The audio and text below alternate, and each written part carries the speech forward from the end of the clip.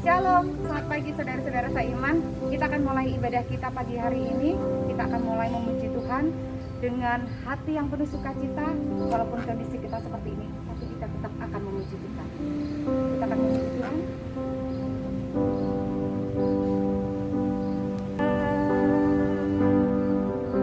Bila saatnya nanti ku tak berdaya lagi, hidup ini sudah jadi berkah. Bila saatnya nanti ku tak berdaya lagi, hidup ini sudah jadi berkah.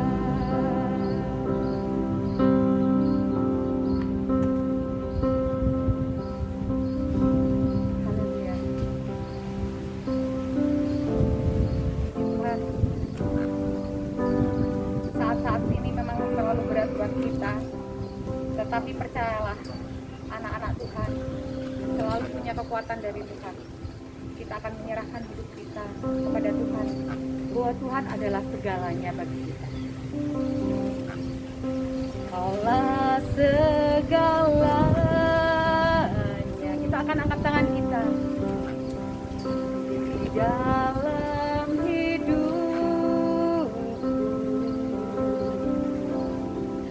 kerajaanmu, kebenaranmu, itu bagianku.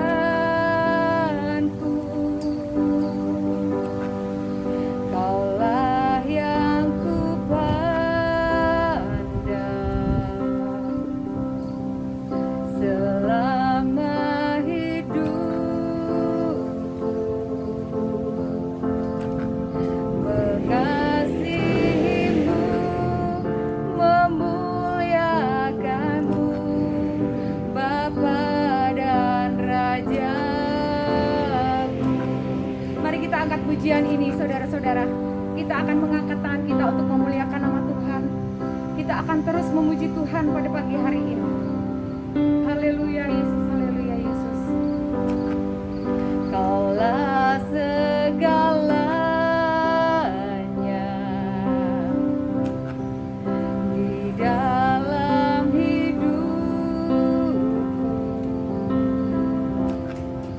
kerajaanmu, kebenaranmu, itu bagianku. Kaulah yang kupandang selama hidupku, mengasihimu, memuliakanmu, Bapa dan Rajaku. Mengasihimu, memuliakanmu, Bapa dan Rajaku.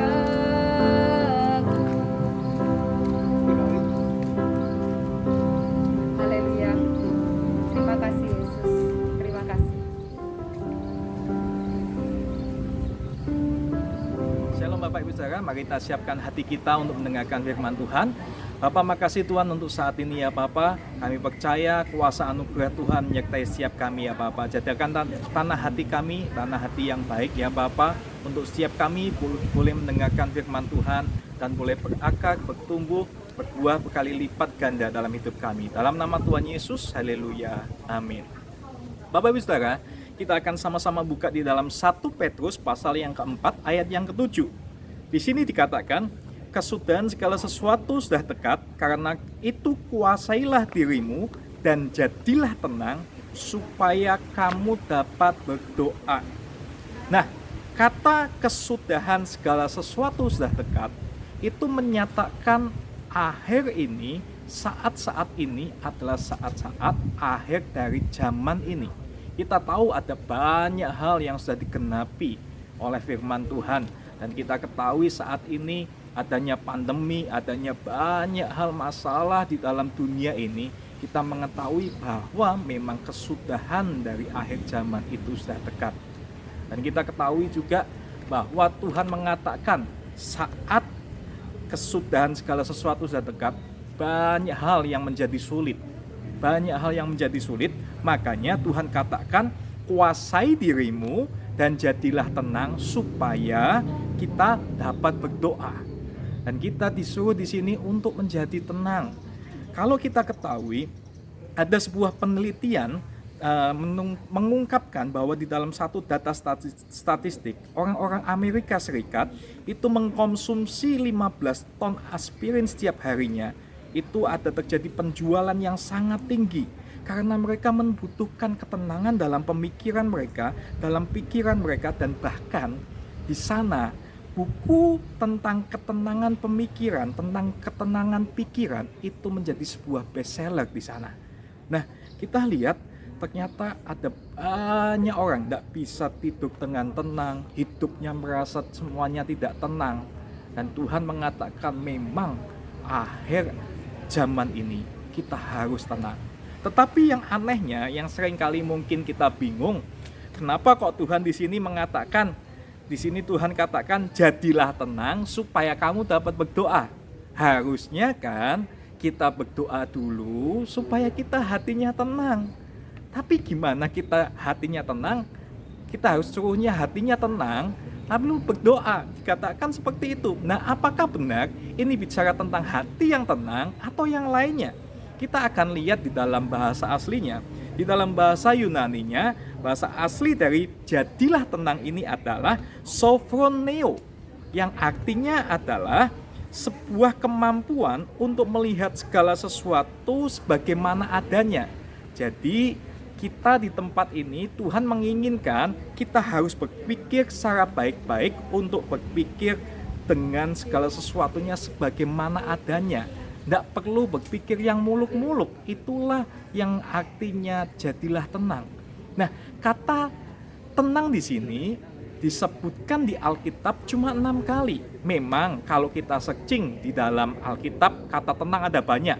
Tetapi kata tenang yang berakar kata sophroneo ini cuma 6 kali.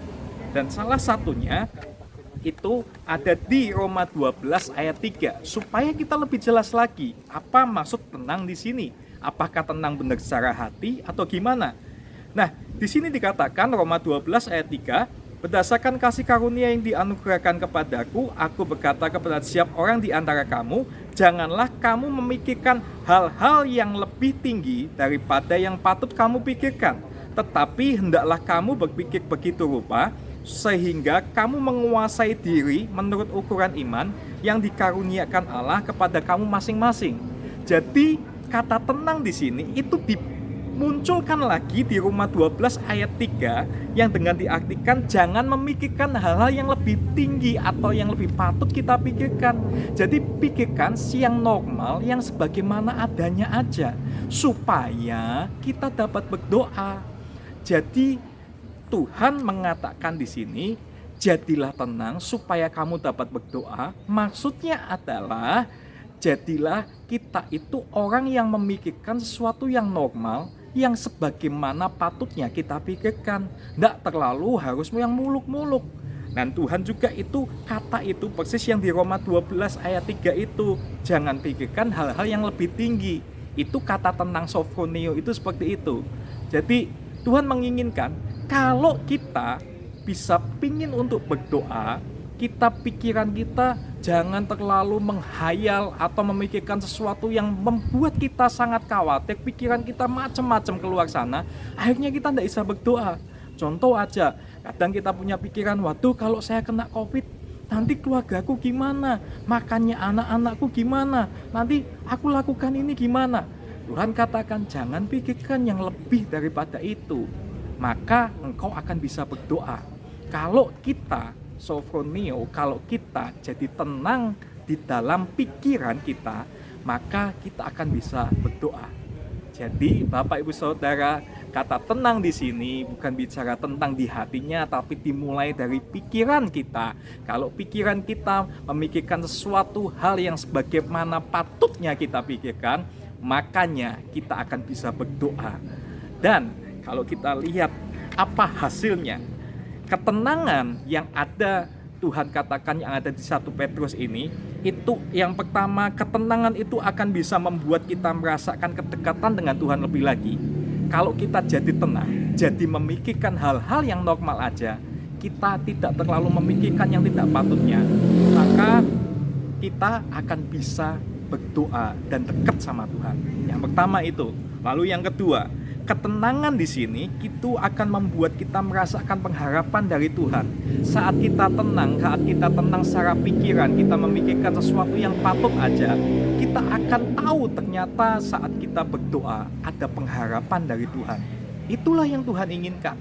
Lalu yang ketiga, ketenangan di sini akan membuat kita punya kekuatan dari Tuhan. Karena kalau kita tenang secara pikiran, lalu kita bisa berdoa, lalu akan ada kekuatan di dalam hati kita. Jadi Bapak Ibu Saudara, ketenangan yang dimaksud di sini adalah tenangkan pikiran kita, pikirkan sesuai apa yang patut kita pikirkan, dan selebihnya kita bawa di dalam doa, dan Tuhan yang akan beri kekuatan dalam hidup kita. Jadi ada 3 hal yang bisa kita dapatkan waktu kita bisa menjadi tenang secara pikiran. Yang pertama, kita akan mendapatkan kedekatan secara hati kita dengan Tuhan. Yang kedua, kita akan bisa mendapatkan pengharapan dari Tuhan karena hati kita bisa berharap dengan Tuhan dengan doa. Dan yang ketiga, kita punya kekuatan dari Tuhan karena kita tahu saat kita tenang secara pikiran, hati kita dekat sama Tuhan dan punya pengharapan, akhirnya kekuatan itu pun akan muncul kembali. Dan yang terakhir saya akan ceritakan sesuatu. Pada waktu itu ada sekumpulan anak-anak muda, dia melakukan kayak seperti study tour, tapi harus memakai sebuah kapal kecil. Di sana ada 5 orang memakai satu kapal kecil. Ternyata pada waktu mereka naik kapal kecil itu, ada 1 orang yang agak usil. Akhirnya dia itu jatuh ke danau, dan di danau itu dia tidak bisa renang. Dan ternyata di antara 5 orang itu cuma ada 1 yang bisa renang. Lalu yang lainnya ngomong, tolong teman kita yang sedang tenggelam. Tapi sang teman ini pertamanya cuma cuek dan agak diam beberapa detik. Akhirnya dia baru menolong. Lalu setelah ditolong, teman-temannya yang lain tanya, kenapa kok kamu nggak cepet langsung tolong?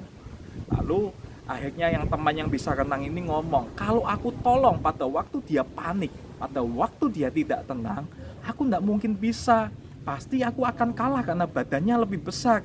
Tapi saat dia lebih santai, dia lebih tenang, aku bisa tolong dia. Dan akhirnya kita tahu dia bisa selamat. Tapi saat dia panik, saat dia tidak tenang, kekuatannya masih, saya tidak bisa tolong. Bapak Ibu Saudara, seringkali dalam hidup kita, kalau pikiran kita panik, kalau pikiran kita terlalu memikirkan banyak hal yang lebih tinggi yang tidak patut kita pikirkan, otomatis kita sulit untuk fokus untuk berdoa dan kita sulit mendapatkan ketenangan dalam hati. Jadi saat ini kita ketahui ketenangan yang dimaksud saat ini adalah ketenangan secara pikiran yang tidak memikirkan hal-hal yang lebih dari yang patut kita pikirkan, dan akhirnya kita bisa berdoa dengan Tuhan, dekat dengan Tuhan, dapat pengharapan, dan secara hati pun kita akan tenang. Mari kita siapkan hati kita untuk kita lebih lagi dekat dengan Tuhan. Bapa, makasih Tuhan untuk saat ini ya Bapa. Makasih untuk firman-Mu ya Bapa. Saat ini kami tahu Tuhan, ternyata ketenangan yang Tuhan maksudkan adalah dimulai dari pikiran kami ya Bapa. Saat kami tenang Tuhan, secara pikiran tidak memikirkan hal-hal yang tidak patut yang kami pikirkan, kami bisa fokus untuk berdoa. Dan saat kami berdoa dekat dengan Tuhan, kami juga Tuhan bisa punya pengharapan dan hati kami tenang Tuhan, karena kami tahu kekuatan kami kembali yang ada dari Tuhan ya Bapak. Serahkan Tuhan di dalam tangan-Mu setiap jemaat-Mu saat ini yang mengalami masalah Tuhan di dalam pandemi ini, yang mereka mungkin saat ini sedang sakit Tuhan, saat ini punya masalah ya Bapak, supaya mereka tenang ya Bapak dalam pemikiran mereka, dan mereka bisa berdoa, dan akhirnya hati mereka pun akan punya kekuatan dari Tuhan. Di dalam nama Tuhan Yesus kami telah berdoa dan ucap syukur. Haleluya. Amin.